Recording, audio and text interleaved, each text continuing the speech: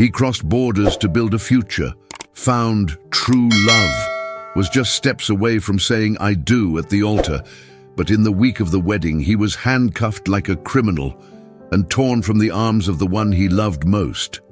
This is the true story of Matteo and Emily, a love that not even deportation could destroy. Matteo adjusted his cap as soon as he felt the dry blast of hot air in Austin, Texas, stepping off the plane. Sweat began to bead on his forehead, but he didn't care. In his dark eyes shone something stronger than any discomfort: hope. At just 28, he had left behind everything he knew in Honduras: his humble home, his mother's hugs, the dangerous bustle of the streets, to set foot on American soil for the first time. If you enjoy interesting stories, hit like, subscribe to our channel, and turn on notifications so you don't miss any of our content. And tell us in the comments where you're watching this video from. We'd love to hear from you. He carried a faded blue suitcase, a worn backpack over his shoulder, and a folder that he protected with both hands. Inside were his work visa, his engineering contract, and copies of all the papers he had gathered over months with sacrifice and infinite patience. Each document was a ticket to a future that, in his country, had been denied to him since he was a child. Leaving the airport, he was greeted by a vast, clear sky, almost insultingly blue. Matteo squinted, trying to take in the city that welcomed him. Immense highways, trucks roaring at full speed, advertising signs in English he barely understood. Everything was so big, so foreign, that for a moment he felt dizzy. He gripped his suitcase tighter and walked toward the taxi area, repeating mentally, "You can do this. This is for you." Udidid. The journey to his new home was a parade of images that were etched in his memory. Suburbs of identical houses, trees lined up like soldiers, American families walking dogs of breeds he barely knew. Matteo looked out the window like a child witnessing a world straight out of the movies he used to watch on an old television in his neighborhood in Tegucigalpa. He arrived at his apartment as evening fell. It was nothing more than a small studio in an old building in South Austin, with peeling paint in the hallways and a strong smell of dampness. However, upon crossing the threshold, Matteo felt that he finally had something of his own. He didn't need more. He spread his clothes in a small metal wardrobe, placed a photo of his mother next to the bed, and allowed himself to smile. This would be his refuge. His first day at the company was a whirlwind of emotions. The office, though modest, vibrated with the enthusiasm of young engineers who believed they could change the world. Matteo was greeted by a friendly supervisor who, in slow and patient English, explained his first tasks. Although his command of the language was limited, Matteo compensated for every word he didn't understand with a fierce work ethic. He stayed after his shift, reviewed technical manuals in English during the early hours, and asked about everything he didn't understand, even at the risk of appearing clumsy. Each workday ended with a long walk back to his apartment, where he would eat something simple, almost always beans, rice, and tortillas, make video calls with his family, and then, late at night, sit in front of a notebook to write small diaries of his day. They were pages full of gratitude, secret fears, and silent promises. Today I learned a new word. Today I didn't get lost on the subway. Today a co-worker invited me to eat. Life in the United States wasn't perfect. There were days when loneliness weighed like a slab on his shoulders. Days when he walked through huge supermarkets without understanding half the products on the shelves. When he felt that everyone around him belonged to a world he could only aspire to from the window. But Matteo was stubborn. Each small victory, a brief conversation in English, a smile received on the street, was another brick in the wall he was building for himself. As the weeks passed, he began to recognize familiar faces in his neighborhood. Mrs. Martinez, who sold tamales on Sundays. Mr. Park, a Korean man who owned the corner store. The Gonzalez brothers who worked in construction.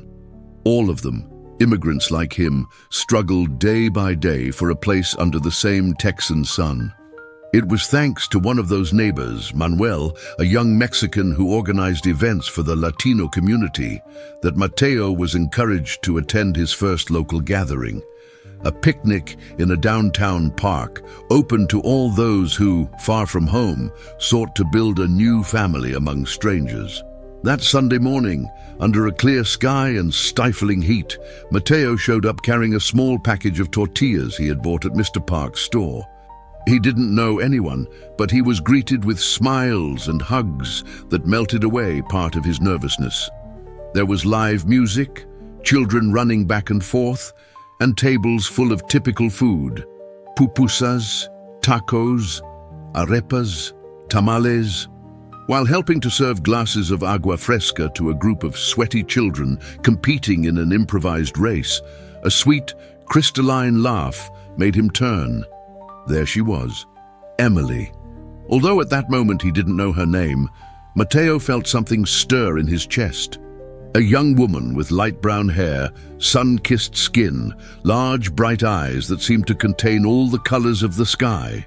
She wore simple jeans and a cotton blouse, but to Mateo, no fairy tale princess had ever looked so real. She looked at him too, smiled, and in that smile, Mateo found something he hadn't felt in a long time: belonging. He lowered his gaze, shy, and squeezed the water glass between his hands.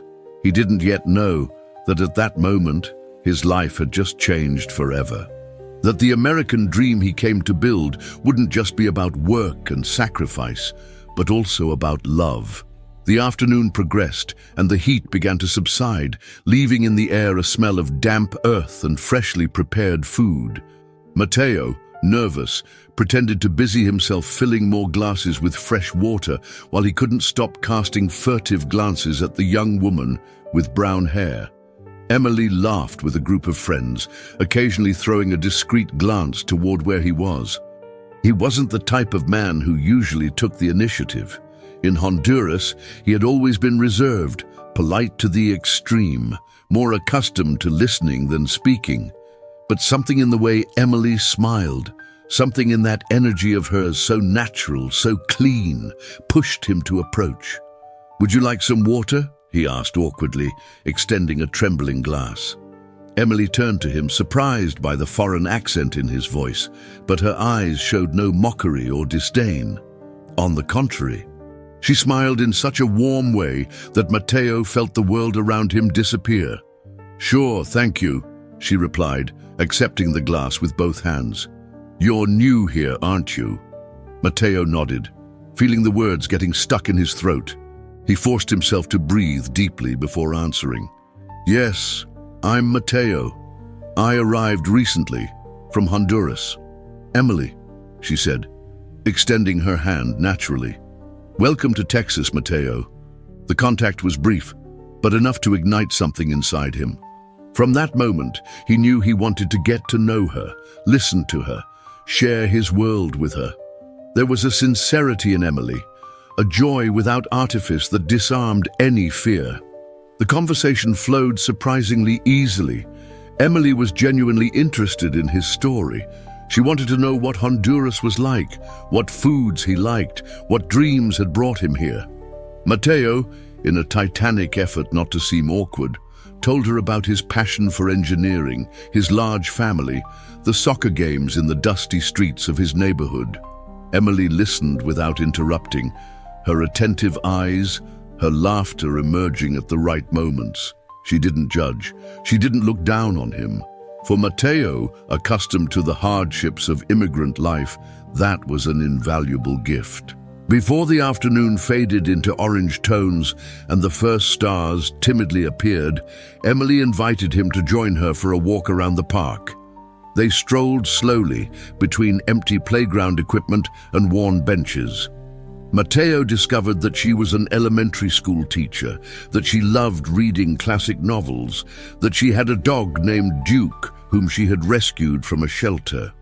Emily, in turn, learned that Mateo dreamed of building safe houses for families like his, that he was the first in his family to graduate from college, that he had worked all kinds of jobs, waiter, bricklayer, kitchen helper, before getting his opportunity in the United States. The connection was instantaneous, though neither of them dared to admit it out loud. When they said goodbye, they exchanged phone numbers. Emily smiled at him again, that smile capable of melting any armor, and said, "It was nice to meet you, Matteo. I hope to see you soon." "Me too, Emily," he replied, feeling his voice tremble a little. That night, in his small studio, Matteo couldn't sleep. He lay in his bed, looking at the cracked ceiling, reviewing every word, every gesture, every moment of that afternoon. For the first time since arriving in Texas, he didn't feel alone. There was something different in the air, something that made all the difficulties worthwhile. In the days that followed, Matteo and Emily began to send each other messages. At first, simple things. A good morning, a how was your day, a photo of the sunset, or of Emily's dog doing some mischief. Then came the calls, brief at first, long and deep later. They told each other secrets they hadn't confessed to anyone else. They laughed at silly things. They kept each other company in the silences. Every time Matteo saw Emily's name appear on his screen, he felt his heart beat with a new purpose. It wasn't just a friendship. It was something that grew, silent and powerful, like a root that digs deep into the earth without you noticing. Finally, one Saturday afternoon, Emily invited him out. Nothing formal. A walk down South Congress Avenue, one of Austin's most iconic neighborhoods. Matteo arrived with sweaty hands, wearing his best shirt, which wasn't much but was impeccably ironed, and a pair of worn shoes that he had cleaned meticulously. They walked among antique shops, food stalls, street musicians. Matteo watched her, admiring her simplicity, her way of stopping to applaud a violinist, how she tried a street taco without worrying about the mess. After a while, they sat on the curb, sharing a cherry soda. Matteo took courage and asked her, "Why are you so kind to me?" Emily looked at him as if that question seemed absurd to her. "Because I think we all need someone who sees us, really sees us," she replied. "And I see you, Matteo." Matteo felt a lump forming in his throat. No one in his entire life had ever said anything like that to him. They remained silent for a few seconds, watching as the sun hid behind the low buildings of the neighborhood. Then Emily gently rested her head on Matteo's shoulder. It was a simple gesture without pretensions, but for him, it was as if the entire world had changed its orbit. As if finally, after so many years of struggle and pain, the universe was telling him that yes, there was also room for his happiness. And in his heart, Matteo knew that this country, this city, this life would not be complete without her. What he didn't know was that this love that was just beginning would be tested in the cruelest and most painful way. The following months were, for Matteo, like living inside a warm dream from which he didn't want to wake up. Every day after work, he took the fastest bus he could to meet Emily. She waited for him at some simple cafe, in a park, or simply at the door of her building, with that smile he had learned to recognize even among a crowd. Austin, which at first had seemed immense and foreign to him, began to become familiar through their hand-in-hand walks. The streets, the bridges over the Colorado River, the food trucks hidden between busy avenues, every corner of the city was impregnated with her laughter, her voice, her luminous gaze. With Emily, everything seemed simple.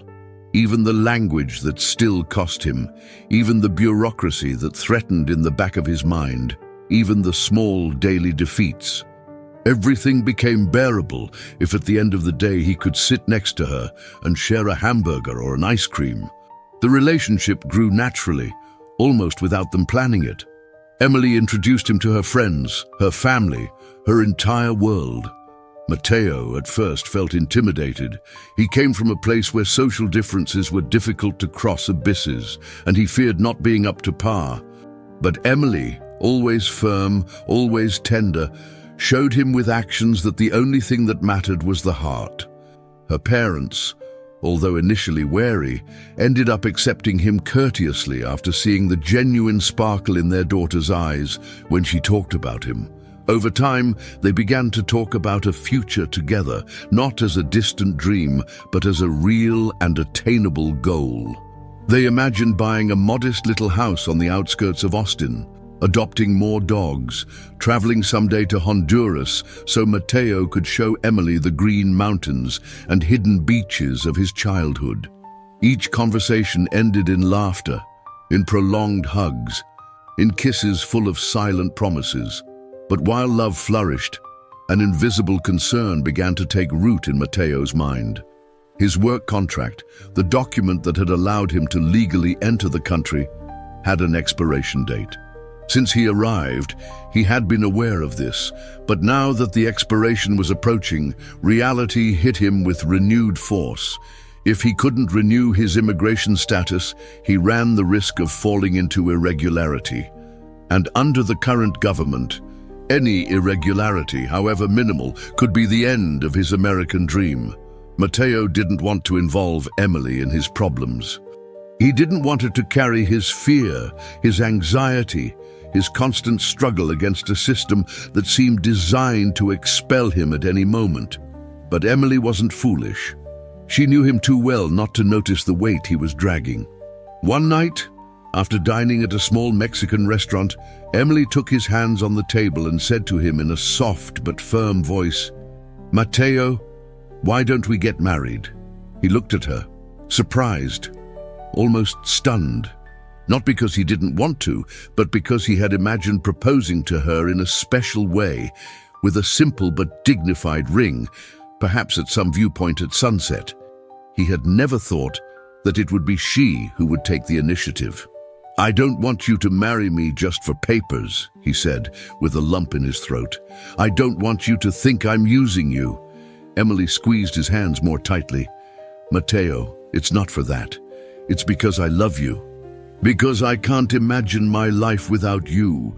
If we can also solve your immigration situation, all the better. But even if you had to return to Honduras tomorrow, I would want to be with you." Mateo felt his eyes filling with tears. In his life, he had known much kindness, but he had never been loved in that way, without conditions, without reservations, without fear. They then decided to set a date. A simple civil marriage, surrounded by family and friends, without luxuries, but with all the love they could offer each other. There was urgency, yes, because Mateo's contract was about to expire in a matter of weeks, and they knew that once expired, everything would become even more complicated. They chose a symbolic day, the same weekend that marked 1 year since their first encounter in the park. They prepared everything with contained enthusiasm. Emily found her simple but elegant dress in a second-hand store. Mateo, saving every penny, had his best suit tailored. Emily's mother would bake a homemade wedding cake. Friends would organize a small reception in her parents' backyard.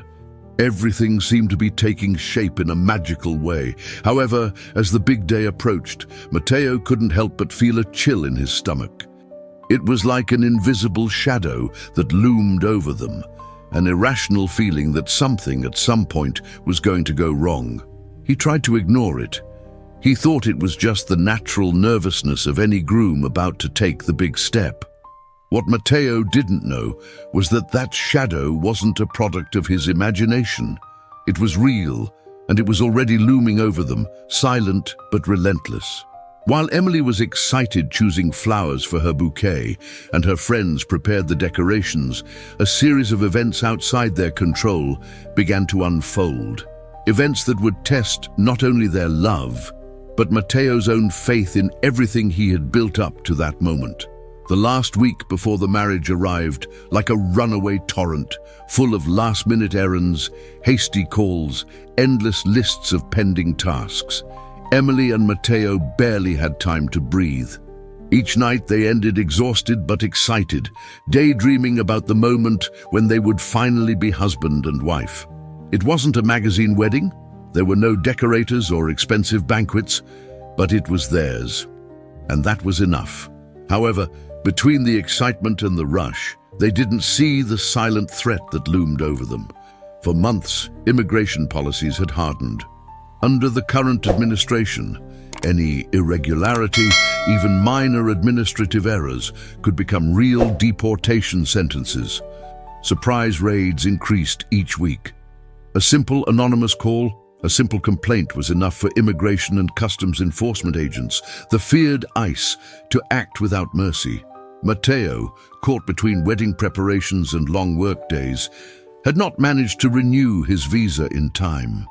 The process was underway, yes, but the delays were endless. He had sent the papers weeks ago, had done everything according to the rules, but in the new political climate that was no longer enough. While he didn't receive official confirmation, technically his status was vulnerable. He knew it, but he didn't want to worry Emily, nor did he want to tarnish the happiness that enveloped them. He told himself it was just a matter of days, that after they were married, everything would be regularized more easily. In the neighborhood where Emily's parents lived, where they planned to have the small reception in the backyard, someone began to suspect. Maybe it was the constant arrival of friends, the Latin music playing during sound checks, or maybe simply prejudice disguised as civic duty.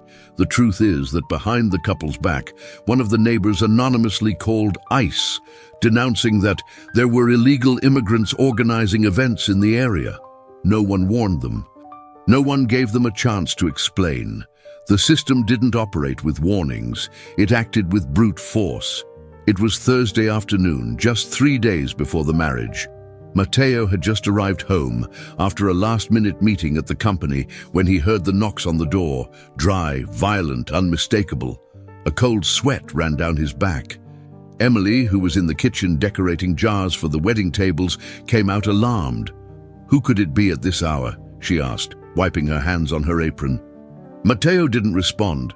His instinct screamed that something was wrong. He approached slowly, looked through the peephole, and his heart stopped. 3 men in dark uniforms, ICE badges shining on their chests, waited on the other side. One of them held a thick folder. Another looked with a stone-like, almost impersonal expression. Matteo barely had time to say, "Emily, don't open," before the knocks were repeated, stronger, more demanding. "Immigration service, open the door." Emily, confused and frightened, took a step back. Matteo, with his heart racing, debated whether to open or wait, but he knew they had no options, not in a country where immigration law was executed without compassion or nuances. He opened the door with trembling hands. The agents didn't wait for an invitation. They entered with authority, asking for his name, requesting identifications that Matteo, stuttering, immediately handed over. He explained that his renewal was in process, that it was only a matter of time. He showed them copies of documents, emails, any proof he had at hand. Nothing was enough. One of the agents, without even looking him in the eye, coldly announced, "Your status has expired. You are in custody until your situation is resolved." Before Matteo could react, they had already taken him by the arm, turning him roughly. Emily screamed, ran towards them. "Wait! He hasn't done anything wrong. It's all in process. We have proof." An agent extended his arm to stop her, without violence, but firmly. Matteo barely managed to look at her, to stretch out his hand to touch hers. He took it for a second. It was enough for their fingers to desperately intertwine. Emily was crying, begging. Matteo, with his face distorted, tried to transmit calm with his gaze, although within himself he felt how his world was crumbling. "I'm going to be all right," he murmured, barely audible. "Don't cry, please." The agents handcuffed him in front of her as if he were a dangerous criminal. Matteo was still wearing the shirt he would use for the wedding rehearsal, now wrinkled and stained with sweat. His shoes, polished that very morning with care, resonated heavily on the floor as they took him out of the house. The neighbors, alerted by the commotion, began to come out of their houses, some discreetly recording with their phones, others whispering among themselves. Emily, with her face soaked in tears, saw them as if they were shadows. Unreal figures in a nightmare from which she couldn't wake up. Nobody did anything. Nobody said anything. In a matter of minutes, the dream they had built with so much love was reduced to nothing more than a painful echo in the backyard of the house where they were supposed to celebrate their union. The ICE vehicle drove away, taking Matteo behind its barred windows, while Emily fell to her knees on the sidewalk, tightly hugging the bouquet of flowers she had been preparing for her big day. Night fell over Austin like a heavy and silent blanket. Emily stayed there, on the sidewalk, with the bouquet of flowers still pressed against her chest, staring into the void where the ICE vehicle had gone. Life, which until just a few hours ago had been full of laughter, plans and promises, now felt like a field of rubble. She didn't know how much time had passed before her mother, also crying, came out to find her and helped her get up. They took her inside the house, almost dragging her. Emily kept repeating between sobs, "It can't be. It can't be." No one in her family fully understood what had happened. He wasn't illegal. He hadn't committed any crime. He wasn't a criminal, as many prejudiced people believed when they heard the word immigrant. He was a good, hard-working, honest man. And yet there he was, handcuffed, humiliated, treated as if he were a public threat. The family gathered in the living room, trying to think what to do. Some proposed calling acquaintances who worked in the government. Others mentioned the urgent need for a lawyer specializing in immigration. Emily, however, barely listened. Her mind was occupied with a single thought: finding Matteo. She took her cell phone with trembling hands and began making calls. She searched the internet for the number of the nearest ICE detention center and dialed, only to be greeted by a cold, bureaucratic machine that sent her from one menu to another without clear answers. Finally, amid the chaos, a tired voice informed her that Matteo had been transferred to a temporary facility on the outskirts of the city. Emily, without thinking twice, got into her old car and drove for more than an hour under the thick night, praying silently, begging to arrive in time. Upon arrival, a grey and threatening building greeted her. Large barbed wire fences surrounded the perimeter and armed guards patrolled the entrances. Emily parked her car to one side, drying her tears with the sleeve of her sweater, trying to gather some dignity before facing the system that had taken away the love of her life. She entered the reception area, where a woman behind thick glass asked for identification and the reason for her visit. "I'm here to see Matteo Hernandez." "They detained him this afternoon," said Emily, her voice barely a whisper. The woman checked her computer and shook her head. "No visits are allowed without prior appointment. You have to wait until he is officially assigned to the center. It could take days." "Please," begged Emily, feeling the crying climbing up her throat again. "We were going to get married this weekend. He hasn't done anything wrong." The employee barely raised an eyebrow. For them, Matteo was nothing more than another number on a long list of pending cases. Emily left the building staggering. She sat on the edge of the sidewalk, regardless of the dirt or the cold of the early morning, and broke down crying. Everything they had planned together, their wedding, their future, their dreams, seemed to have evaporated in a matter of minutes. But after a while, something inside her hardened. She couldn't give up. She wasn't going to let injustice win. Upon returning home, in the early hours, Emily summoned her closest friends. With a firm voice, still shaking with pain, she asked for help. In a few hours, she already had a group of volunteers willing to fight alongside her. Lawyer friends of the family, local activists, Matteo's co-workers, even outraged neighbors who couldn't believe the injustice committed. They organized everything strategically. Online petitions, social media campaigns, calls to local radio programs, peaceful protests in front of the detention center. Within 24 hours, Matteo's story began to circulate on the internet. A particularly powerful image, Emily on her knees on the sidewalk, with the bouquet of flowers in hand and her face destroyed by crying, went viral. People, seeing that photograph, couldn't remain indifferent. Thousands of people began to share it using the hashtag #DoJusticeForMatteo. In each post, in each comment, the same indignation resonated. How could a country that spoke of justice treat a man who only wanted to marry the woman he loved and build a dignified life this way? But despite the growing social pressure, Emily soon understood that facing the system was like hitting a concrete wall. The immigration laws were inflexible, the procedures cold and impersonal. Every lawyer they consulted told them the same thing. Without official approval of the visa renewal process or without special protection, Matteo could be deported at any moment without the effective right to appeal. Hope was a thin thread they could barely hold on to. Still, Emily didn't stop fighting. She showed up every day in front of the detention center with posters, with signed petitions, with her sole presence. Some days they let her in for a brief moment to leave letters and small packages with clean clothes for Matteo. Other days they didn't even allow that. She didn't leave her phone. She didn't stop sending emails to congressmen, to human rights organizations, to anyone who could hear her desperate cry. Each night upon returning home, she wrote a letter to Matteo. Sometimes they were just a few lines, sometimes entire pages full of love, hope, and pain. She sent them through the authorized channels of the center. She didn't know if he received them. She didn't know if they read them to him. But writing to him was her way of staying alive, of continuing to fight, because if one thing was clear to her, it was that she wasn't going to let the love of her life disappear into the shadows of a system that knew no mercy. Matteo, locked between grey walls and wire fences, also fought in his own way, resisting fear, resisting sadness, resisting the temptation to give up. He knew that Emily was out there, and that just that was enough to keep breathing one more day.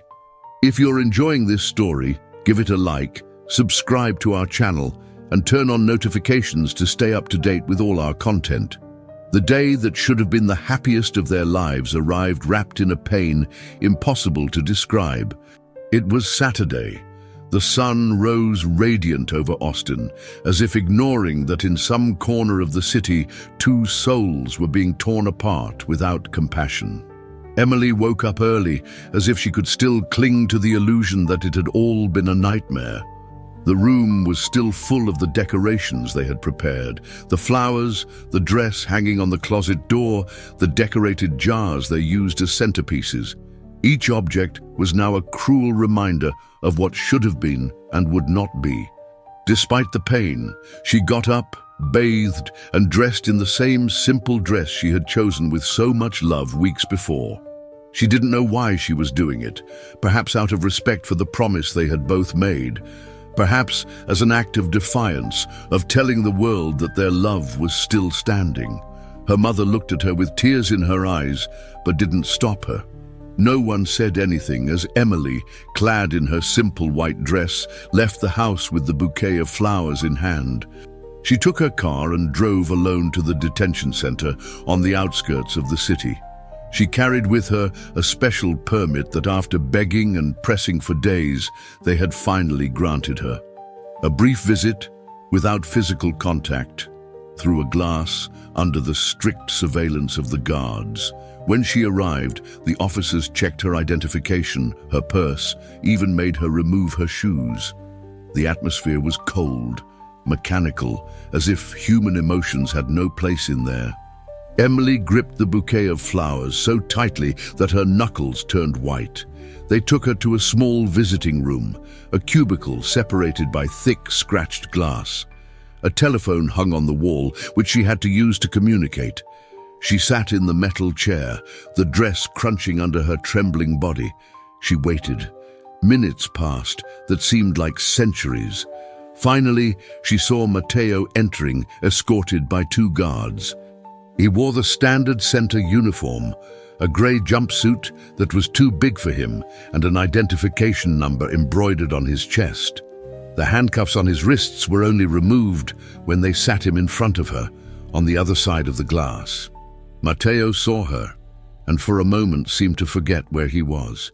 His expression of sadness broke, when he saw her in the wedding dress, with the flowers between her hands, with red but steady eyes. Emily smiled, or at least tried to.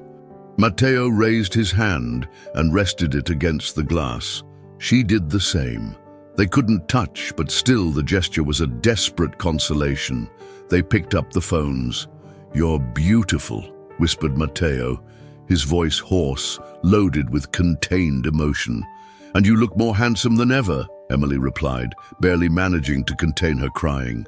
They looked at each other for a long time without saying a word, as if they wanted to engrave every detail of the other. After a while, Emily spoke again. "Today we should be saying, 'I do' before a judge." Her voice broke. "But look at us. We're saying, 'I do' before the world, before the pain, before everything." Matteo pressed his lips to avoid crying. In all this time of confinement, he had maintained his composure. He hadn't allowed himself to break down, but there, in front of the woman he loved, he couldn't anymore. "Emily," he said, his voice trembling, "I choose you, today, tomorrow, and every day. No matter where I am, no matter what happens, you are my home, you always will be." She nodded, now crying without shame, letting the tears run freely down her cheeks. "And I choose you, Matteo. No matter how long it takes, no matter how many doors I have to knock on. I'm not going to give up. I'm not going to leave you alone." They stayed like that, hands resting on the glass, sharing a silence full of love, of promises that no border could break. A guard approached, indicating that the time was up. Emily kissed the palm of her hand and rested it against the glass, as if she could pierce through the cold and concrete. Matteo did the same. "I love you," she whispered. "I love you more," he answered. The guards escorted Matteo back to his cell. Emily, staggering, left the bouquet of flowers on the metal chair. It was a small act of rebellion, leaving a symbol of love in a place where everything seemed designed to crush hope. As she left, the sun was still shining intensely over Austin, as if the world hadn't realized that two hearts had just been separated in the cruelest way. Emily walked to her car with her head held high. The dress waved slightly in the wind. She knew that the battle was just beginning, because true love isn't measured by the rings on the fingers or by the lavish parties. It's measured by the ability to withstand the worst storms. And Emily was willing to face it all, for Matteo, for them. For the future they still dreamed of building together. From that heartbreaking visit, Emily didn't allow herself a single day of rest. Every morning, before dawn, she was already in front of her computer, sending emails, organizing protests, contacting media outlets, and looking for new lawyers who could help. She had become a tireless warrior, fueled only by love and the urgent need to save Matteo. The first thing she understood was that she couldn't fight the system alone. That's why, in a matter of days, Emily wove a support network that extended beyond Austin. Friends, co-workers, former teachers, neighbors she barely knew. Everyone who had ever appreciated her in some way joined her cause. The hashtag Chacha Justice for Matteo, which at first seemed like a simple expression of indignation on social media, exploded unexpectedly. People from different states began to share his story. The image of Emily dressed as a bride, crying behind the glass of the detention center, became a powerful symbol of the fight against inhumane immigration policies. Even some local media became interested in the case. Emily, although trembling with nerves every time she gave an interview, spoke with her heart in her hand. She wasn't looking for compassion for herself. She fought for everyone to see Matteo as what he was, a good, hard-working, loving man who only wanted to build a dignified life. Social networks filled with messages of support, similar stories, promises of help. The Latino community especially rallied in their favor. Entire families came to the demonstrations with posters that said, "Love is not illegal," and "We are all Matteo." A group of lawyers specializing in human rights, moved by the public pressure, decided to take Matteo's case pro bono. They analyzed the documents, reviewed every detail of his file, and found a small light amid so much darkness. His visa renewal application had been received before the contract expired, but due to internal system errors, it had not been processed in time. That difference, seemingly insignificant, could be used to argue that Matteo's detention and possible deportation was a violation of his basic rights. However, the process would not be quick or simple. Emily attended each judicial hearing as if she were a warrior in a life-or-death battle. Sitting on the wooden benches, with hands clasped and heart in throat, she listened to the government lawyers talk about Matteo as if he were just another number, a statistic that should be removed. It was unbearable pain, but Emily didn't lower her gaze. Every time she could catch Matteo's eye, sitting handcuffed and dressed in the grey uniform, she smiled with a strength that seemed to scream, "I'm here. I won't leave you." There were days when it seemed that all the effort was worth it. A judge agreed to review new evidence. A national media outlet published a report on their story. A letter of support from a human rights organization reached the prosecutor's hands. But there were also dark days, days when the bureaucratic machinery crushed any ray of hope, days when the indifference of the authorities was like an impossible wall to climb. Days when Emily came home and broke down crying alone, hugging the wedding dress that still hung on the door as a cruel reminder of everything that had been taken from them. Despite everything, she never considered giving up. Inside the detention center, Matteo fought his own battle. The confinement was brutal. The cells were overcrowded, the atmosphere loaded with sadness, anger, and resignation. Each day was a test for his mental strength. The food was scarce and of poor quality, the schedules were rigid, and the treatment from the guards oscillated between indifference and contempt. But Matteo resisted. He resisted because every week he received letters from Emily, full of words of love, of hope, of promises of a future they couldn't yet touch, but that they refused to abandon. She wrote to him about everyday details, the progress of the garden at her parents' house, the advances in social media campaigns, the letters of support that arrived from places they had never visited. Each word was a spark that kept his will to go on alive. One day, one of the guards, an older man with a tired face, whispered to him as he handed him another letter, "You're very lucky, young man. Not everyone has someone out there fighting for them like she does." Matteo pressed the envelope against his chest. He couldn't cry in front of others, he couldn't show weakness, but in his cell, under the ragged blanket they provided, he let the tears roll freely. Emily was his anchor, his faith, his motor. And although the future was uncertain, although the courts were cold and politics seemed blind to human pain, as long as she kept fighting, Matteo would too. Because there was something that no wall, no law, no chain could break. The love that united them. A love that fed on letters, stolen glances at hearings, the silent promise that someday, no matter how long it took, they would walk together again, free, under the same sky. The day of the final hearing arrived with an unbearable weight in the air. Since dawn, Emily had been standing in front of the mirror, looking at herself with tired but determined eyes.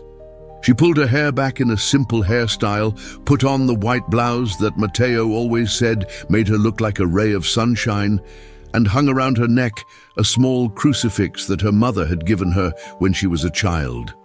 It was all she could do, present herself with dignity before a system that seemed determined to ignore her humanity. In immigration court, the atmosphere was cold and hostile.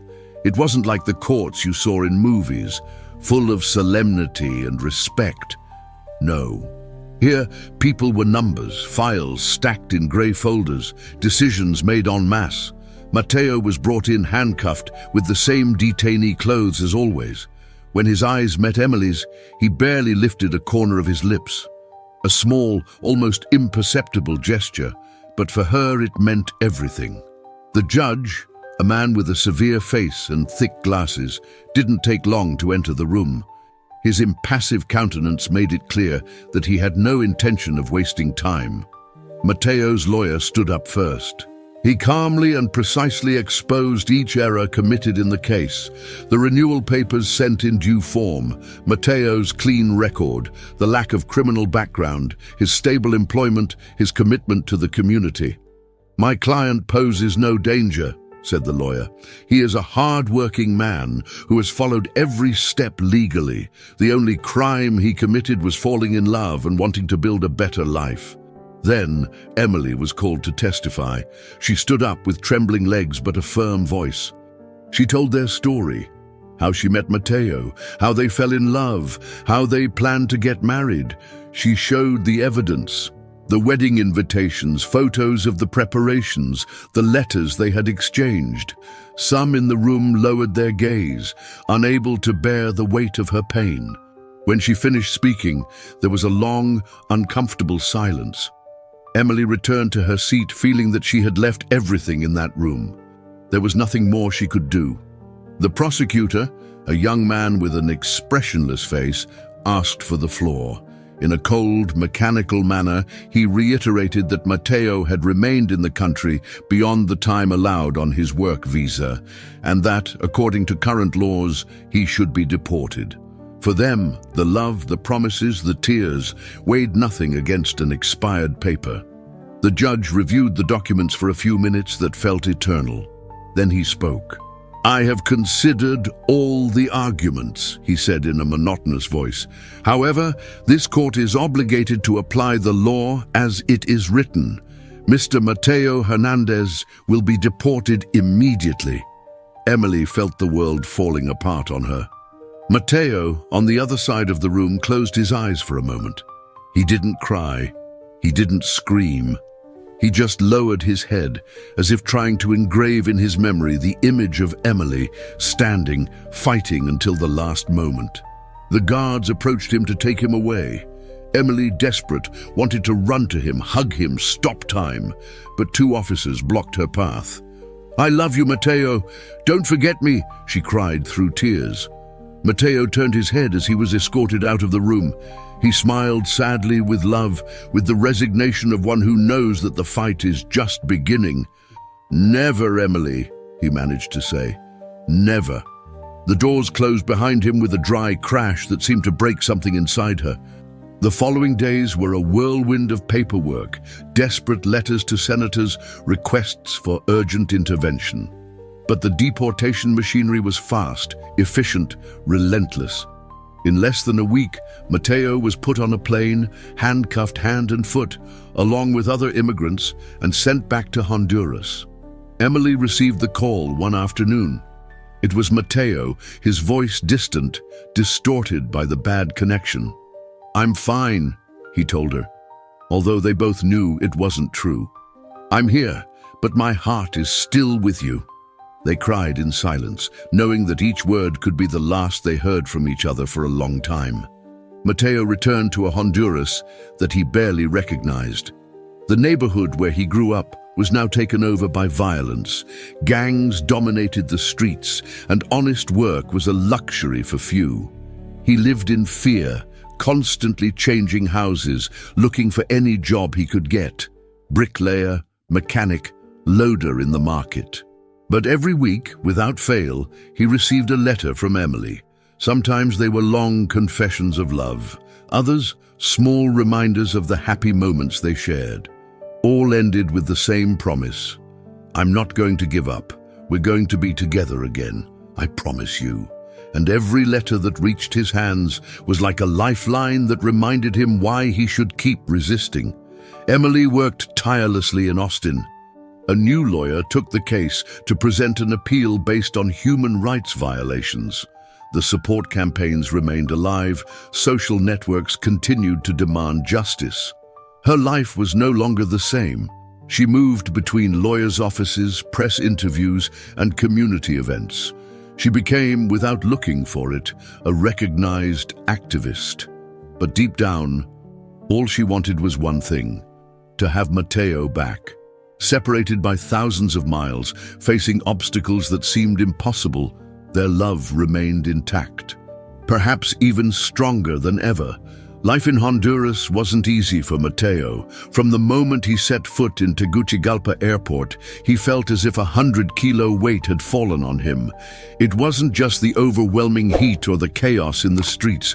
It was the palpable fear, the distrust on every corner, the certainty that his American dream had ended. At least for now. At first, he tried to stay optimistic. He told himself it was a matter of time, that Emily would find a way to bring him back. But reality wasn't long in hitting him hard. There was no formal employment for a deported engineer. Companies asked for clean background letters, certificates impossible to obtain in a country where bureaucracy was more an obstacle than a help. Mateo accepted what he could, carrying packages in the market, repairing roofs under the scorching sun, cleaning mechanic workshops. Every night he arrived exhausted at the room he rented in an old house, with cracked walls and sheet metal roofs. A small room without windows, where the only thing that kept him standing was a cardboard box where he kept all of Emily's letters. Because Emily didn't fail. Every week, without fail, a handwritten letter arrived. Sometimes they were several pages full of love, memories, promises. Sometimes they were just a couple of lines, but always, always full of life. Today, I planted some flowers in the yard, Mateo. I don't know if they'll survive, but every time I water them, I think of you. Of how you, too, are planted far from me, resisting, growing despite everything. There isn't a single day that passes without me imagining your return. I miss you in every corner of this empty house. Mateo read those letters over and over until he knew every word by heart. Each phrase was a spark that kept his spirit alive amid a reality that tried to extinguish it. But the distance wasn't only physical. Little by little, Mateo began to feel that the world he had known with Emily was fading. While she fought in Austin, building support networks, confronting judges, politicians, and journalists, he fought against hunger, violence, hopelessness. There were days when he didn't know if he could hold on. The violence in his neighborhood was brutal. Gangs controlled the territories, imposing taxes on businesses, forcibly recruiting young people. Mateo, with his strong build and foreign air, didn't go unnoticed. Several times he was intercepted on the street by armed men who interrogated him. Where do you come from? Who do you work for? What are you doing here? Every day was a risk. Every night that he managed to return to his room alive was a silent victory. On one occasion, Mateo was about to give up. He had spent 3 days without finding work, without enough money to eat, sleeping with a knife under his pillow.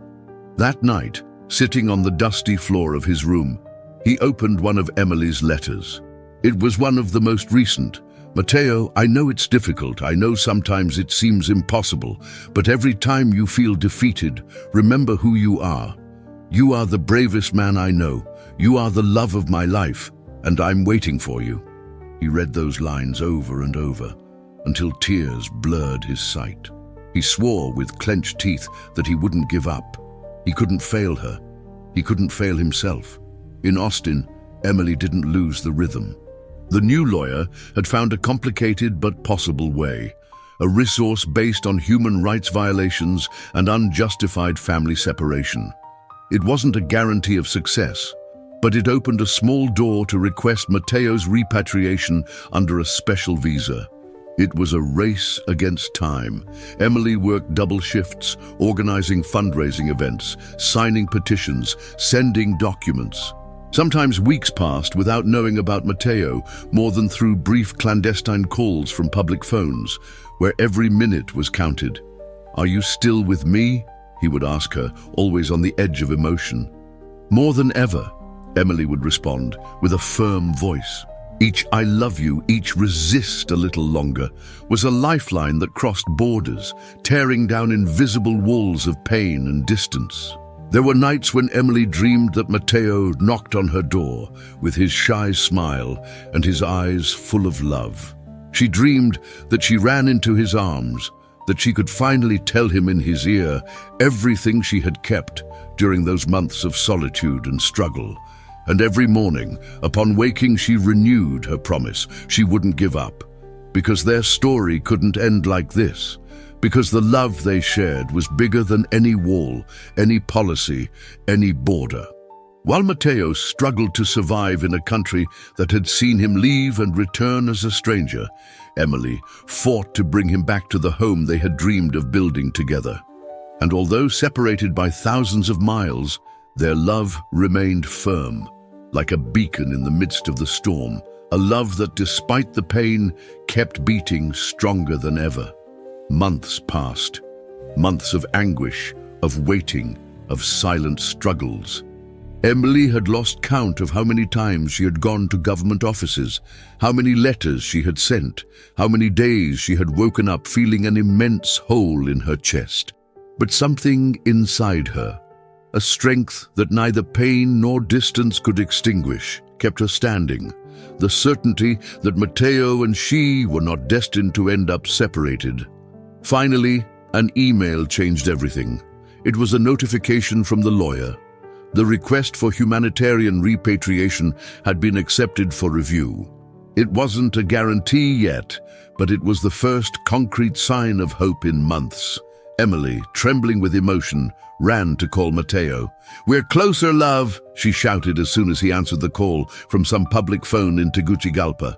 Matteo, on the other end of the line, remained silent for a few seconds, digesting the news.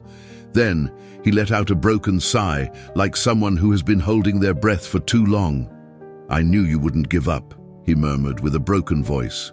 "I knew that if anyone could do it, it was you." The following weeks were a frantic race. Emily had to gather more evidence, community support letters, psychological evaluations that demonstrated the emotional damage caused by the separation, testimonies from family members, medical reports. Each paper, each signature was a battle won. Matteo fought against daily fear. The simple act of walking through his neighborhood was a risk. One afternoon, a group of gang members intercepted him, suspecting he worked for some rival organization. Only luck and his instinct not to raise suspicions saved his life. But each night upon arriving at his room, he would take out Emily's latest letter and read it aloud like a prayer. "I promise you that I will cross all the doors that are needed, that I will tear down all the walls, that I will fight against any shadow, because the love I feel for you is stronger than any fear." And Matteo believed. He believed with a faith that neither hunger nor violence could tear from him. Finally, after months of paperwork and waiting, the response came. Emily was at work when her cell phone rang. It was the lawyer. "Ready for good news?" he asked on the other end of the line, with a tone that left no room for doubt. Emily felt her heart was going to burst. "Tell me, please," she exclaimed, running out to the hallway to hear better. "The request was approved. Matteo can return. Legally, this time to stay." Emily let out a scream that made several people peek out from their offices. She cried and laughed at the same time, unable to contain the avalanche of emotions. "We did it!" she shouted. "We did it!" That night, she wrote the most important letter of all. Not a letter of consolation, not one of resistance, but a letter of return. "Matteo, my love, start packing, because your home is waiting for you." The return process wasn't immediate. There were still procedures to fulfill, interviews, travel authorizations, but this time, each step was a step forward, not an impossible wall to climb. Finally, after more than a year of separation, the day arrived. Emily waited at Austin Airport, wearing the same simple white dress she had worn on the day of their failed wedding. It wasn't a coincidence. She wanted to receive him as the wife she had always been in her heart, although the world had been determined to separate them. The terminal was full of people, but for Emily, everything was a distant murmur. She only had eyes for the arrivals corridor. She only heard the dull sound of her own heart. And then she saw him. Matteo walked slowly, with a backpack over his shoulder and eyes bright with emotion.